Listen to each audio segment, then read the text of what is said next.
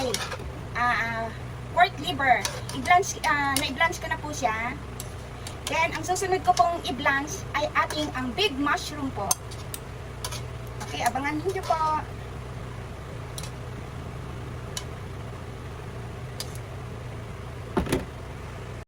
Ang ating isusunod na i-blanch ay ang ating big mushroom.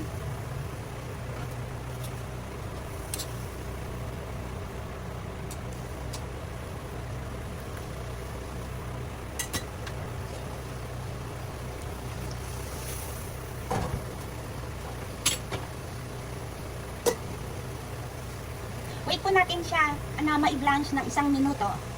Ayan po, pwede na po tayong mag-isa. So, yung bawang po, at saka ang sibuyas.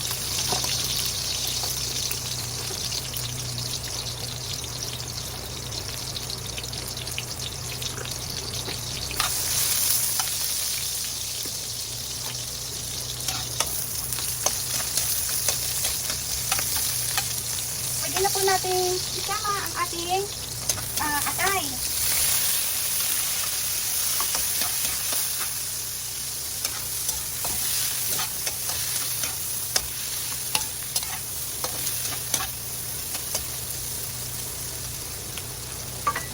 Pwede na po rin natin isama ang kanyang carrots.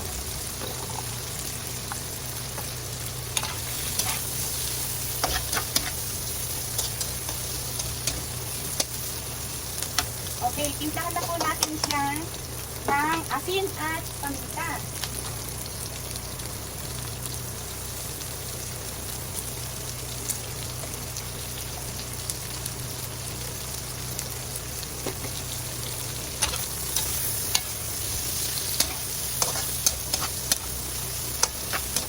Maglagay po tayo ng konting tubig para lumambot po yung carrots.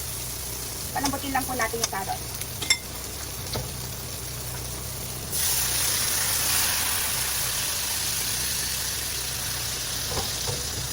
Okay, palambutin po natin.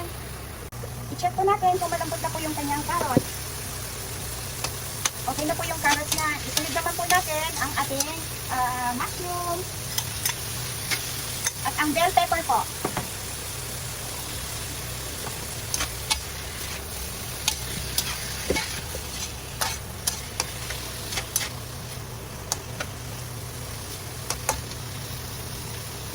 Paguluin po natin saglit. Mag-add po tayo konting tubig pa.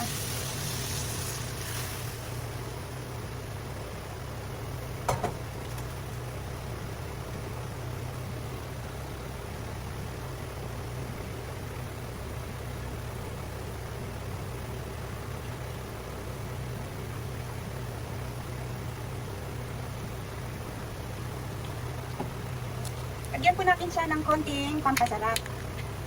Konti lang po.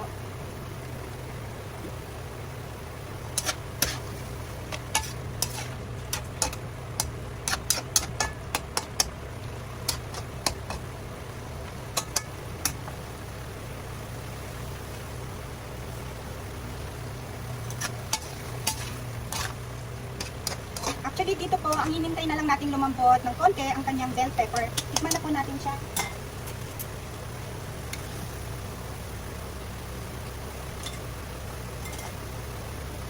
Kulang pa po siya sa konting alat.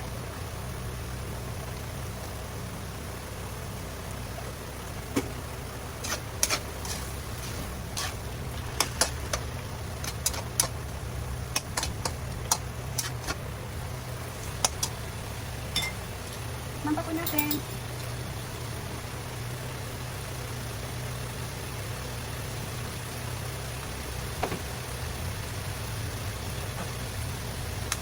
Konting sugar po.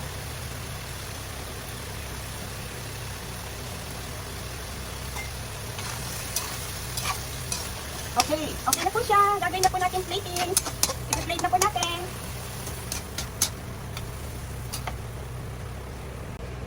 Hello mga ka-brothers, mga ka-sisters. Nakatapos na naman po ako ng Chinese recipe 1.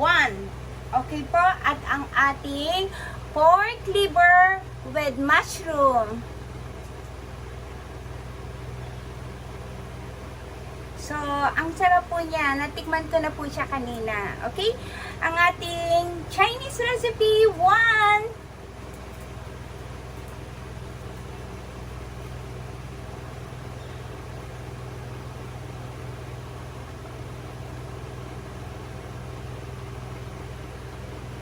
So, ano pa po ang hinihintay ninyo mga ka-brothers, mga ka-sisters, mga kasamut-sari, Pinay, Taiwan? Okay, tapos na po tayo sa ating Chinese recipe 1. So, meron na po kayong idea na mabago ang ating inihahain sa kapagkainan ng ating mahal na pamilya. Hintayin niyo po ang mga susunod kong content sa mga Chinese recipe.